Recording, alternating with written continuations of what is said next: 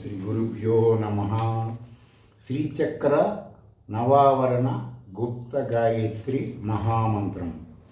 ఓం హ్రీం ఓం కయ్యేయీల ఐం హ్రీం ఐం సుదర్శనాయ విద్మహే ఐం క్లీం సౌః హసకహల క్లీం హ్రీం క్లీం మహాజ్వాలాయ ధీమహి ఐం ఈం ఔః సకల శ్రీం హ్రీం శ్రీం తన్నో తన్నశ్చక్రం తన్న ప్లస్ చక్రం ప్రచోదయాత్. అంటే సుదర్శన చక్రం అన్నమాట. సుదర్శన చక్రముతో పంచదశి తంపుటయింది గాయత్రితో. అంటే మహాశక్తివంతమైనటువంటి అనంతమైనటువంటి మహామంత్ర విద్యలు ఇవన్నీ కూడా ఉపనిషత్తు ప్రామాణికమైనవి, మానవ ముఖ నిర్మితమైనవి కాదు. ఈ ఆధ్యాత్మికం ఈరోజు ఇప్పుడు ఆల్రెడీ ఇందాక పంచదశి మంత్రం ఎవరెవరు చేశారు ఏంటి అనేది ఉంటుంది అని చెప్తున్నాను.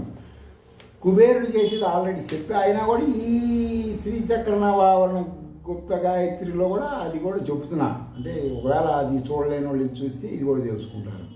ఇప్పుడు కుబేరుడి కోసం రోజు ఎంతోమంది ఎన్నో పూజలు చేస్తూ కుబేర మంత్రం చేస్తుంటారు. శివుడి యొక్క మిత్రుడు కుబేరుడు అని కూడా ఉంటుంది కొన్ని గ్రంథాలలో. ఆ కుబేరుడు ప్రతిరోజు పొద్దున్నే లేచి ఈ శ్రీ విద్యా మంత్రాలు చేసుకుంటాడు. మరి ఎందుకు చేసుకుంటాడు ఆయన వెంకటేశ్వర డబ్బులు ఇచ్చి ఉంటాడు. నేను అలంకారం కోసం చెప్తున్నా ఇది. అందుకని ఆయన చేశాడని ఆయన చెప్పలా, నేను చెప్తున్నా. డబ్బులు బాకీలు బాగా వసూలు అవ్వాలనో, లేకపోతే ఇక జన్మ లేకుండా ఎప్పటికైనా సరే నేను కూడా ఆత్మజ్ఞానం తెలుసుకోవాలనుకోను, లేకపోతే దహరాకాశ మంత్ర సాధన చేయాలనో, మరి ఎందుకు చేశాడో కానీ ఆయన కూడా చేశాడని ఉంటుంది. ఏం చేశాడంటే కుబేరుడు చేసిన పంచదశి ఏంటంటే దాన్ని అంటే కుబేర శ్రీ విద్య అంటారు దీన్ని. కయ్యేయీల హ్రీం హసకహల హ్రీం సహ సకల హ్రీం. ఇంకోసారి చెబుతున్నా, కయ్యేయీల హ్రీం హసకహల హ్రీం సహ సకల హ్రీం. ఈ విధంగా కుబేరుడు చేసిన శ్రీ విద్యా మంత్రం అంటారు దీన్ని.